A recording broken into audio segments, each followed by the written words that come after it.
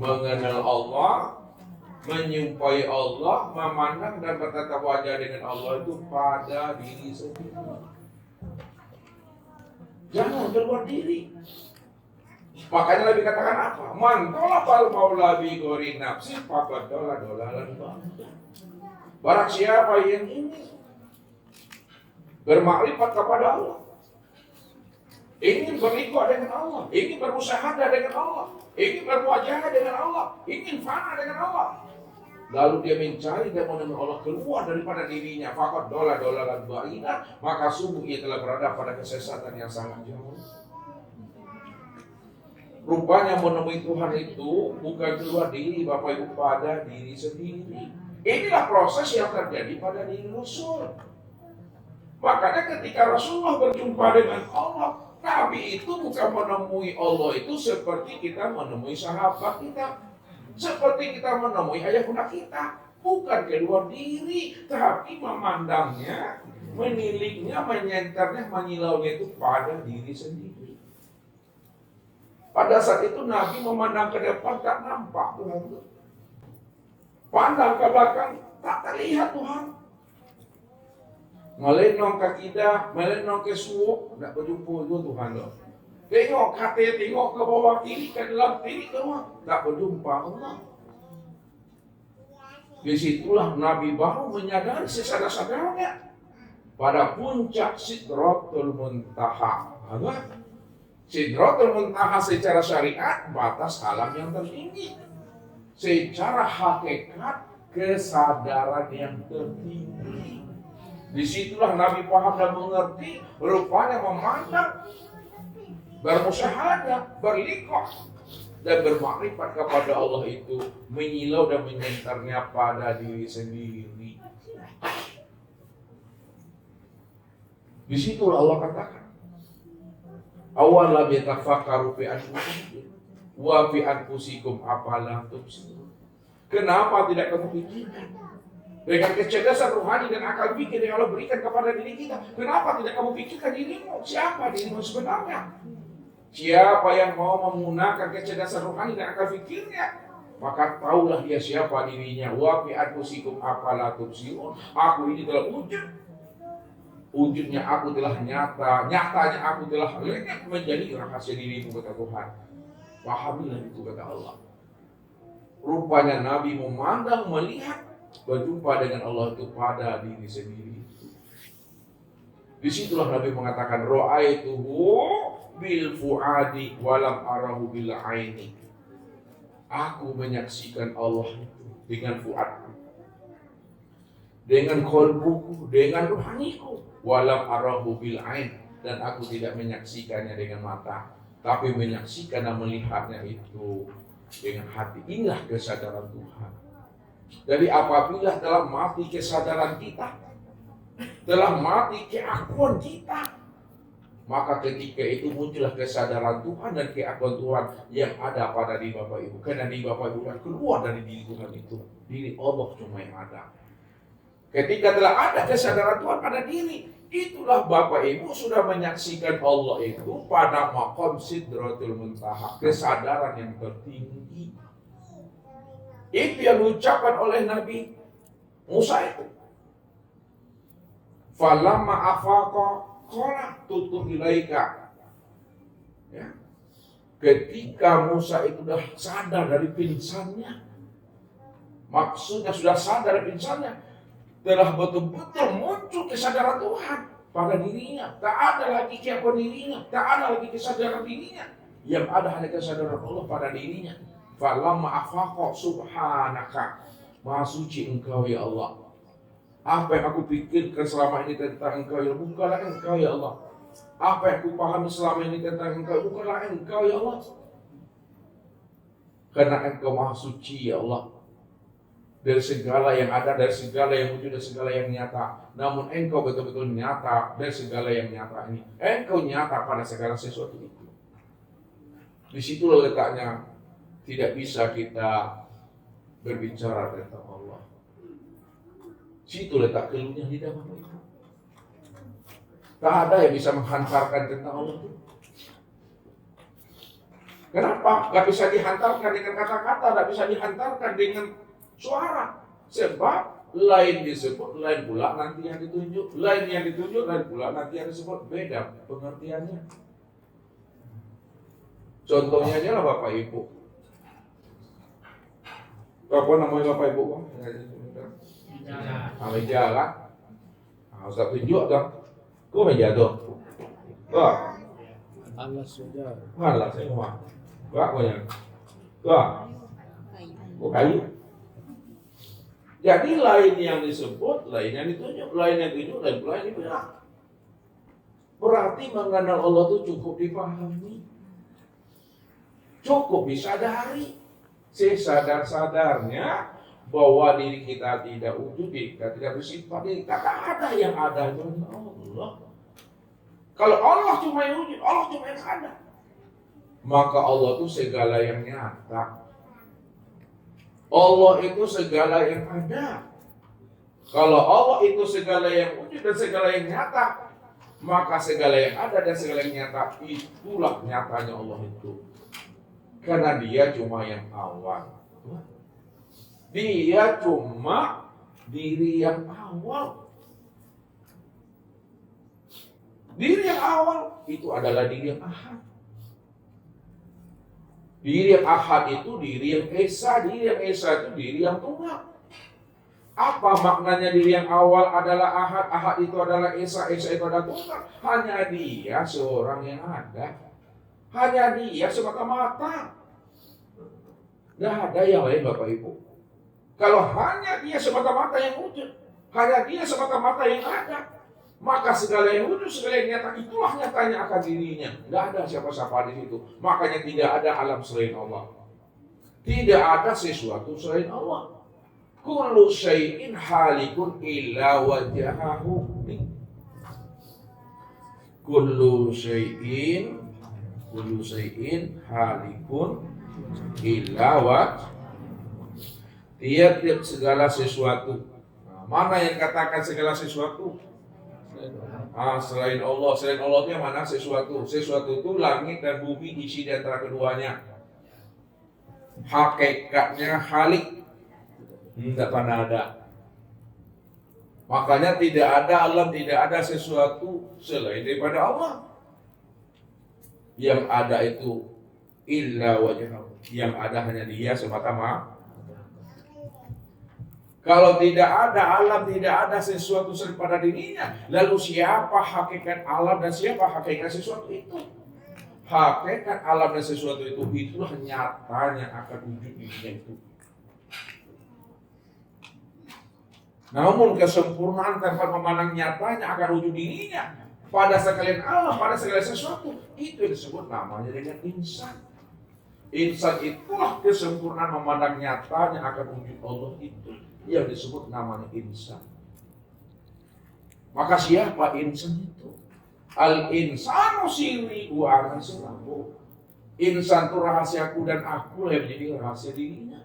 Maka disitulah Rasulullah mampu mengenal, mampu berliku dan berusaha dengan Allah ketika beliau memandang dan melihat pada dirinya. Rupanya dirinya itulah nyatanya akan diri Allah itu.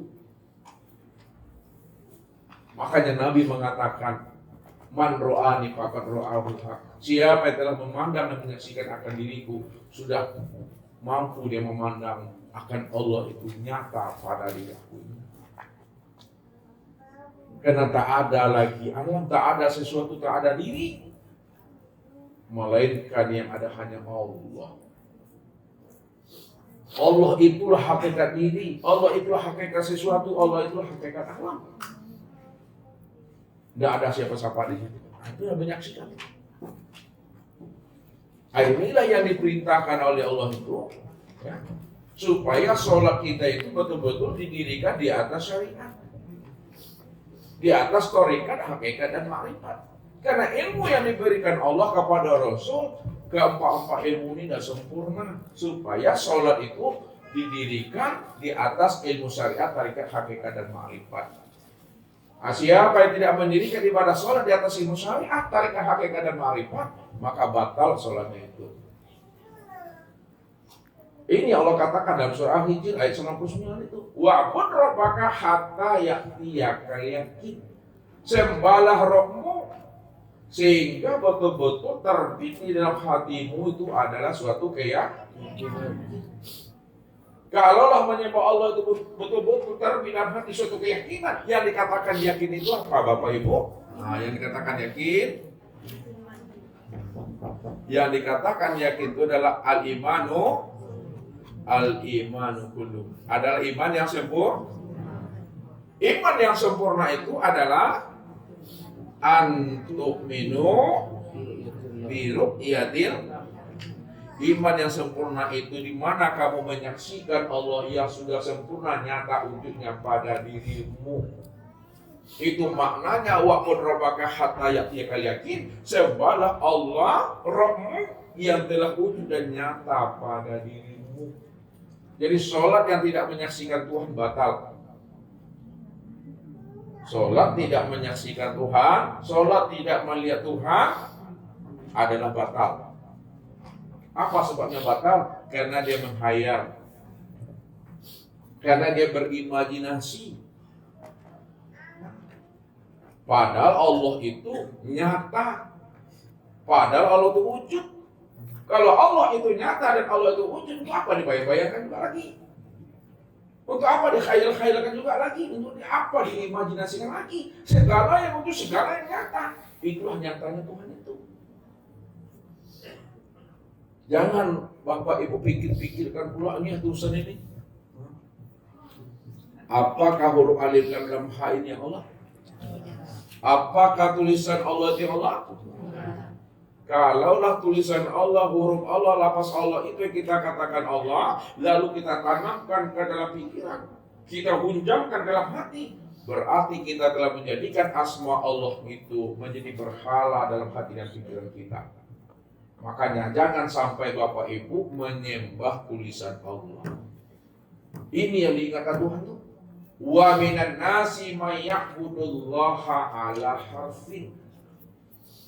Ada sebahagian daripada hamba-Ku, dia mengaku menyembah Aku, dia mengaku mengingat Aku, tapi yang disembah dan diingatnya bukan Aku. Yang disembah dan diingatnya itu adalah asma Allah, lafaz Allah, tulisan Allah, bukan Aku.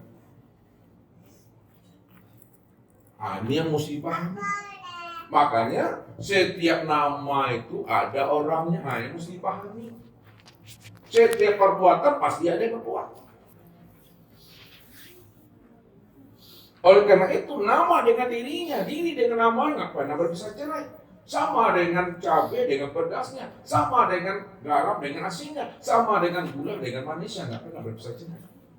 Sebut namanya, tapi kita tahu orangnya. Tuju orangnya, tapi sebutlah namanya itu. Disebut mic, ini orangnya. Sebut spidol, ini orangnya. Sebut papan tulis, ini orangnya. Sebut tangan, ini orangnya. Sebut kopiah, ini orangnya. Disebut Allah yang mau orangnya.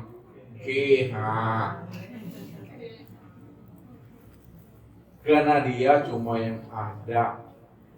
Dia cuma yang wujud. Kalau dia yang ada, dia wujud. Maka segala yang wujud, segala yang ada, itulah nyatanya dirinya.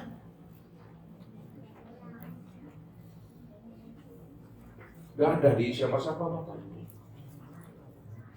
Makanya orang-orang kasar, orang-orang arif bilang, menghantarkan bagaimana rohani kita itu betul-betul tajam memandang Allah itu zahir dan batin, sehingga tak terpandang yang lain lagi.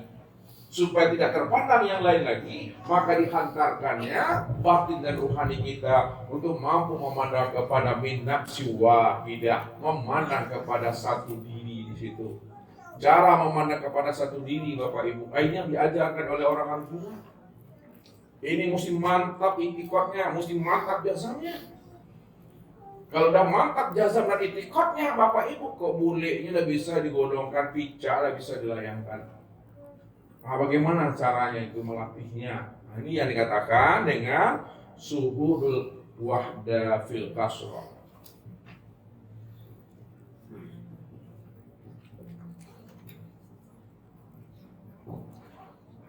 Kemudian suhudul kasrah fil wahda.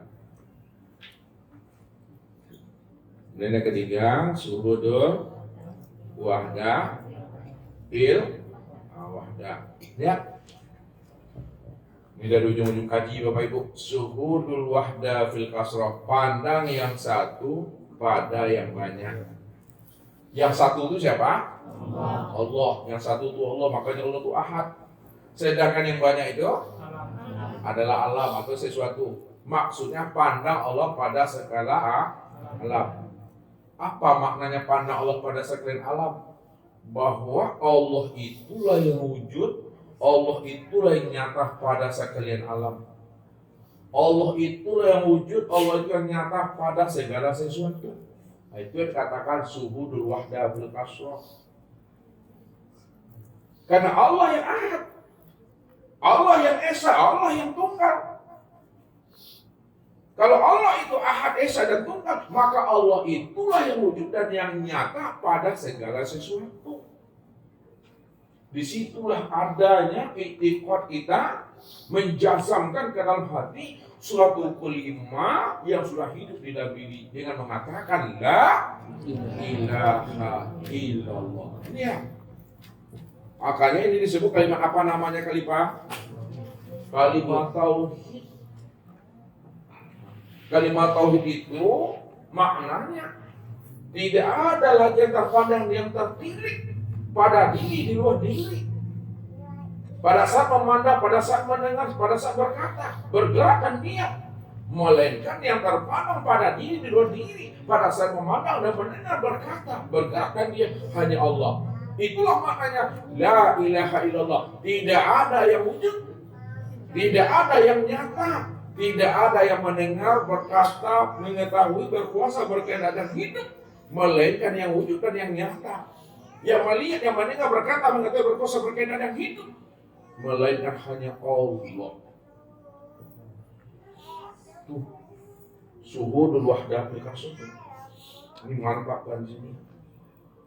Yang kedua, syuhudul kasrah fil wahdah. Pandang yang banyak pada yang satu. Maksudnya pandang yang banyak pada yang satu, bahwa segala sesuatu alam ini, segala yang wujud ini dalam bentuk rupa yang berbeda, wujud yang lain yang berbagai-bagai, itulah nyatanya Allah. Kullu syai'in khaliqun illa wajhahu. Tiap segala sesuatu, enggak pernah ada yang ada, hanya Allah. Kalau Allah cuma yang ada, maka segala yang ada, segala sesuatu, itulah nyatanya aku, kata Allah. Digunakan dengan bahasa kias, bahasa bersayap, yang menjadikan sesuatu itu yang jadi sesuatu rupanya. Yang menjadikan alam itu rupanya jadi alam. Kalaulah yang menjadikan alam itu yang menjadi alam, yang menjadikan sesuatu itu jadi sesuatu, maka segala alam, segala sesuatu, itulah yang sebenar-benarnya diri yang satu itu yang ahad itu yang diri Allah itu. Situ letaknya dia meliputi segala yang wujud dan segala yang nyata dalam bentuk rupa berbeda, wujud yang lain. Yang terakhir, syuhudul wahdah fil wahdah. Pandang yang satu pada yang satu. Maknanya pandang Allah, maka yang terlihat juga wujud Allah. Wujud Allah. Itu maksudnya. Itu yang dikatakan min nafsi wahidah. Itu yang disebut namanya pandangan yang syuhud. Pandangan yang syuhud itu Bapak Ibu adalah pandangan yang wahdatul wujud. Pandangan wahdatul wujud itu pandangan hanya dia semata-mata yang ada. Bukan dua wujud menjadi satu wujud. Bukan satu wujud menjadi dua wujud. Dari sejak sononya satu juga wujudnya, tidak pernah dua. Sebutannya dua. Penyampaian dua. Cara menghantarkannya dua. Namun yang diungkapkan, yang dihantarkan, yang disebutkan pada hakikatnya itu adalah diri yang satu itu dua. Kalau nggak disebutkan dengan kata-kata, Bapak Ibu, mana Bapak Ibu bisa pada mengerti? Nih, buat contohnya nih. Ini apa namanya nih Bu? Isu ya. Ini kita anggap diri yang ahad, diri yang esa, diri yang tunggal. Hanya dia semata-mata yang ada, hanya dia semata-mata yang wujud. Ya. Sekarang kan dia nggak bisa dikenal tuh, nggak bisa disebut, hanya dia sendiri tuh, kosong aja dia. Ya, makanya diri ahad itu, diri yang kosong tuh, hanya dia itu nggak bisa disebut ya. Bagaimana menyebutnya? Hanya cuma dia cuma yang ada. Lalu supaya dia bisa disebut, bisa dikenal, bisa diceritakan, lihat nih. Ya, disobek dia. Ini dah terbagi dua dia tuh Bapak Ibu. Ya, samakah sobekan ini dengan samakah kata sobek ini dengan yang disobek ini? Sama. Kalau sama, jadi yang sobekan ini apa namanya bagian ini? Bahagian daripada ini. Maka yang ini disebut namanya zat, ini yang disebut namanya sifat. Ya. Nyatanya zat karena sifat, zahirnya sifat itu karena zat. Sebutannya dua, satu zat, satu sifat, namun hakikatnya satu. Kalau hakikatnya satu, lalu mana yang katakan sifat, yang disebut sifat? Sifat itu adalah zat yang disifati. Kalaulah sifat itu adalah zat yang disifati, pastikan dalam hati ini sifat itu yang sebenar-benarnya zat. Satu juga orangnya, bukan dua. Bukan satu menjadi dua, bukan dua jadi satu. Bukan begitu memahami wahdatul wujud tuh, bukan seperti itu Bapak Ibu. Dari sejak dahulunya, dari sejak sonyonya, dari sejak mula jadinya memang satu dia. Dia batin, bagaimana batin ini bisa dikenal? Maka dia menamai dirinya dengan zohir. Padahal yang zohir itulah sebenarnya diri yang batin itu. Untuk melihat diri yang batin, lihatlah kepada yang zohir. Yang zohir ini kenyataan yang batin. Kalaulah yang zohir itu kenyataan yang batin, maka yang zohir inilah sebenar-benarnya diri yang batin itu. Yang Bapak Ibu lihat itu diri yang zohir atau diri yang batin? Diri yang batin yang Bapak Ibu lihat. Karena dia sudah nyata. Makanya yang nyata ini yang zohir, yang nyata atau yang batin itu? Yang batin itu yang sebenarnya nyata. Jadi jangan dikatakan Allah itu batin juga lagi, karena dia sudah nyata. Yang nyata itu yang diri yang batin itu. Kalau dia tidak ingin dikenal, maka dia menamai dirinya dengan batin. Kalau dia ingin dikenal, maka dia menamai dirinya dengan Zahir. dua ada orang itu. Satu. Satu tuh, apanya dua? Sebutannya. Namanya, penyebutannya, cara menghantarkannya dua, hakikatnya satu. Sekarang kita beri namanya. Yang zat namanya Allah, yang sifat namanya Muhammad. Nyatanya Muhammad, ya, nyatanya Muhammad karena Allah, zahirnya Allah itu karena Muhammad. Kalau Bapak Ibu ingin melihat Allah, lihatlah kepada Muhammad. Kenapa untuk melihat Allah lihat kepada Muhammad? Karena Muhammad ini kenyataan Allah. Pastikan mati. Kalaulah Muhammad itu kenyataan Allah, maka Muhammad itu sebenar-benarnya Allah. Itu maksudnya Muhammad ini yang mensifati Allah. Kalaulah Muhammad ini mensifati Allah, maka Muhammad itu yang sebenarnya Allah itu. Engkau itu aku itu engkau. Itulah maknanya ahad tuh. Muhammad, engkau aku itu engkau. Engkau tak ada, aku yang Muhammad tuh. Karena Muhammad itu wujud aku dan aku batinmu. Muhammad itu zahirku, aku batinnya. Bukan Nabi Muhammad, Bapak Ibu salah pun nanti Maria. Amanah yang Muhammad itu sudah nyata, yang disebut namanya dengan insan. Insan itu yang Muhammad itu yang nyatanya Allah. Tiga namanya tuh, tiga sebutannya orangnya, satu juga tuh. Ya. Allah itu namaku, Muhammad itu nama wujudku, insan itu nama rahasia aku juga yang menanggungnya tuh. Nah, ada siapa-siapa? Nah, satu juga Bapak Ibu. Ya. Itu maksudnya. Nah, kurang juga paham lagi Bapak Ibu nih. Budayanya. Saya contohkan biar paham. Ya. Banyak batu buahnya banyak palu. Ada lihat ini Tuhannya. Ini lihat, ya. Nah, gelas ini yang ada isi air ini, yang di gelas besar ini, terus ini. Setelah Ustaz pindahkan air yang ada di gelas ini ke dalam ini separuh, ya, samakah air yang ada di dalam gelas yang bening ini dengan gelas yang ada dalam ini? Sama. Apa sebabnya sama? Karena asalnya dari tempatnya sama. Kalau asalnya sama, lalu air yang ada di dalam gelas ini, yang ini nih, apa namanya bagi air yang ada dalam ini? Iya namanya air. Ini yang zatnya airnya, ini yang sifatnya, ya. Ini yang zat, ini yang sifat. Itu maksudnya. Kenapa? Ini adalah bagian daripada yang ini. Ini yang dikatakan Allah, wajah alulahu min ibadi juz'an. Aku jadikan dirimu itu bagian daripada diri aku. Hakikatnya Esa satu tuh Bapak Ibu. Makanya nyatanya Allah karena Muhammad, zahirnya Muhammad itu kan Allah. Setelah itu ada mantap pandang kita. Pandangan yang zuhir dibatinkan, pandang yang batin disuhirkan. Ya, pandangan yang batin disuhirkan, pandangan zuhir dibatinkan. Apa maksudnya?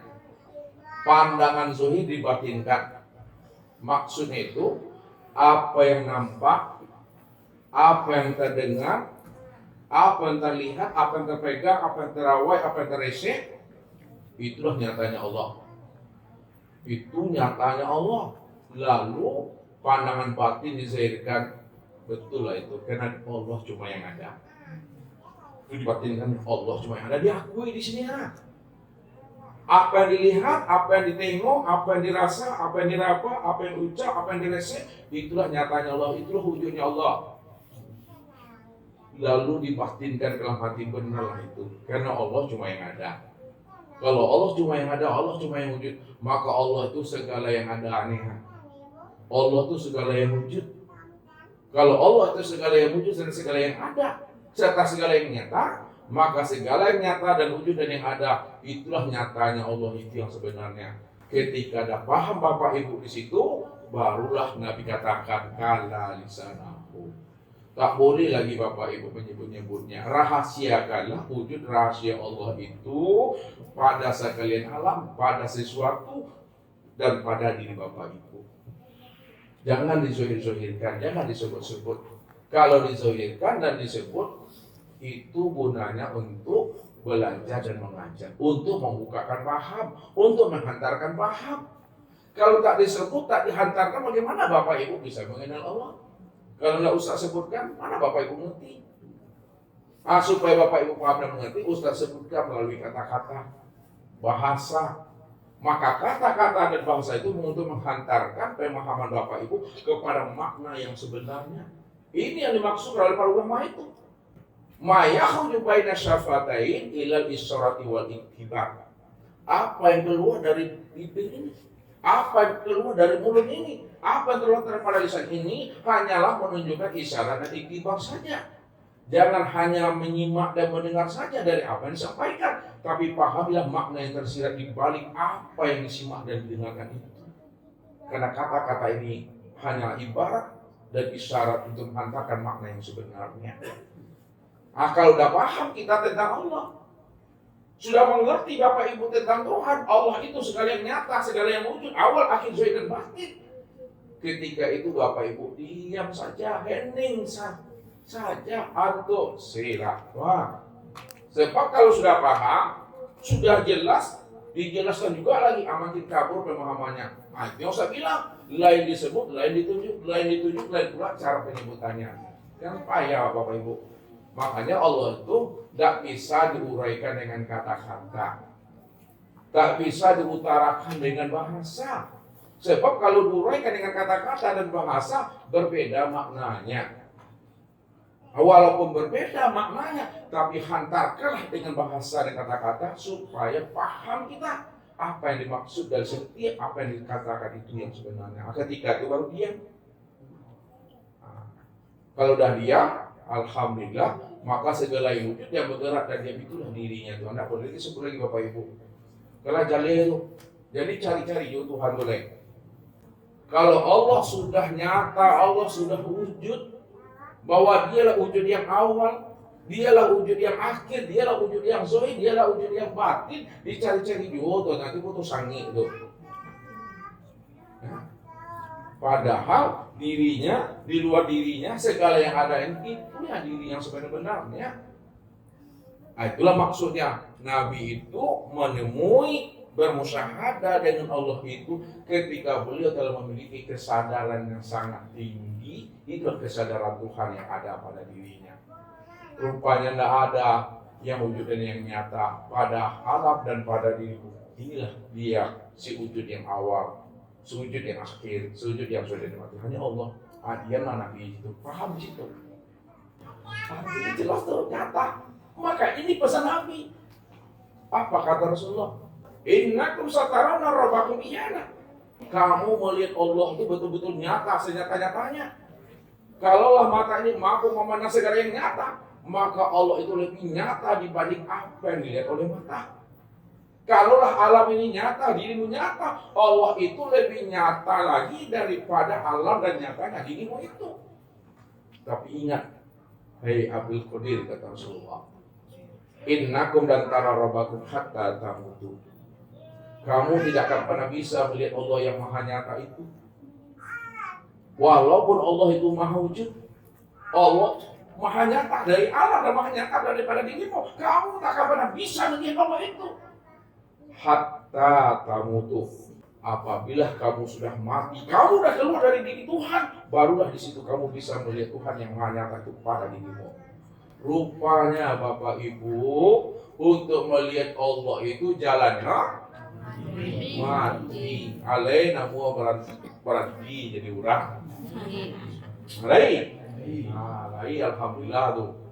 Waktu Pak Abdul kan keluar kita dari diri kita, matikanlah diri itu sebelum aja sampai. Matikan diri itu sebelum usia habis. Apa maksudnya matikan diri sebelum usia habis aja sampai? Matikan keakuan diri yang merasa diri yang wujud dan merasa diri yang bersifat tuh. Jangan ada Raden dulu deh. Kalau nak gara-gara Raden, aku dena yang po hilangkan aku mah. Ya. Itu batu licin tuh Bapak Ibu. Hijab dah tuh dah. Tapi kalau udah paham Bapak Ibu, sudah mengerti Bapak Ibu, yang aku yang sebenar aku itu Allah, yang sebenar-benar ambo itu Allah, yang sebenar-benarnya Dena itu Allah, yang sebenar-benarnya saya itu Allah, yang sebenar-benarnya engkau itu Allah, yang sebenar-benarnya itu Allah. Bilanglah aku, bilanglah engkau, bilanglah dia. Insya Allah tidak akan menjadi batu licin. Kenapa? Karena kita paham yang menyebutkan yang disebut itu juga orang itu. Itu ya. Itu yang dikatakan dari Allah, bagi Allah, untuk Allah. Nah, barulah kita paham siapa yang menyembah, siapa yang disembah. Ya lihat, tambah juga jiring mah. Siapa yang menyembah? Dilihat ya. Siapa yang menyembah? Kemudian siapa yang disembah? Nah, siapa yang menyembah Bapak Ibu? Yang menyembah Muhammad. Siapa yang disembah? Allah. Yang disembah adalah Allah. Maka Muhammad itu diturunkan ke dalam bahasa syariat. Siapa Muhammad itu? Muhammad itu adalah insan. Siapa Allah itu? Tuhan. Dari insan menyembah Tuhan. Padahal insan itu Muhammad. Padahal Tuhan itu itulah derajat daripada Allah itu. Nah, paham Bapak Ibu seperti itu?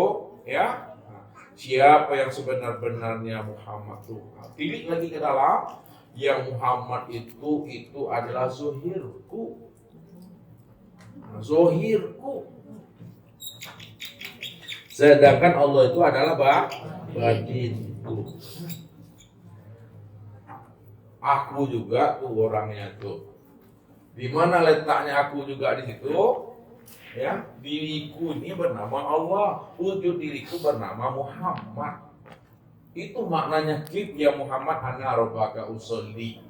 Berhentilah engkau mengaku diri engkau yang sholat. Muhammad ana rabbaka usolli. Aku Tuhanmu yang sholat itu. Ayah Muhammad pada di Bapak Ibu yang mana dia? Ini yang tubuh.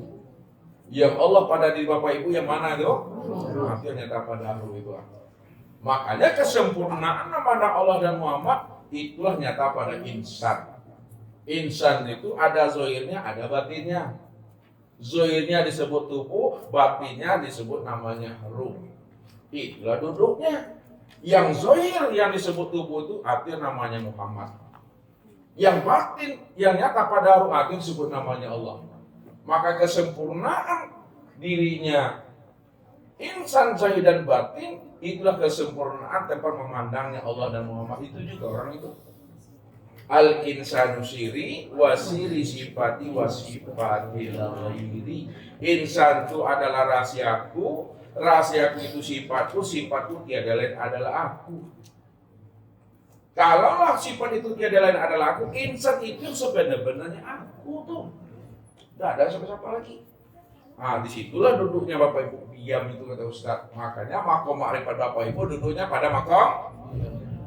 Nah, makrifatnya Bapak Ibu makomnya pada diam. Makrifatnya Allah pada kosong ketiadaan. Nah, kosong ketiadaan Tuhan. Jadi kalau Bapak Ibu makrifat duduk makrifatnya diam. Diam itu maksudnya apa tuh? Paham. Paham itu maksudnya apa? Sadar. Nah, sadar. Itu makomnya Bapak Ibu di diam. Kalau makomnya Tuhan, kosong tiada ada. Samusin itu Bapak Ibu. Kalau Allah kosong. Kalau Bapak Ibu diam, kan sama itu. Nah, itu aja. Jadi kalau Ustadz bilang Allah, Bapak Ibu bilang Allah, apa pahami nanti Allah yang mana? Ya, itu pahami itu. Kalau payah Bapak Ibu menyebutnya pada ragu pula, bila Ustaz sampaikan. Kalau Bapak Ibu menyebut Allah, Allah itu yang mana? Allah itu segala yang wujud. Allah itu segala yang nyata. Segala yang wujud, segala yang nyata, itulah nyatanya Allah itu. Nah, itu nyatanya Allah. Maka nyatanya Allah itu disebut namanya Muhammad. Batinnya Muhammad itu disebut namanya Allah tuh. Allah itu nama diriku tuh. Muhammad itu nama wujud daripada diriku. Aku juga tuh. Makanya Muhammad dengan Allah tidak pernah bisa diceraikan Bapak Ibu. Bisa ada tuh. Ya. Nah, karena di Esa disebut namanya Ahmad, Allah Muhammad. Yang batin sudah. Makanya nggak boleh disebut dia di Esa di situ. Dia berjalan di situ lagi.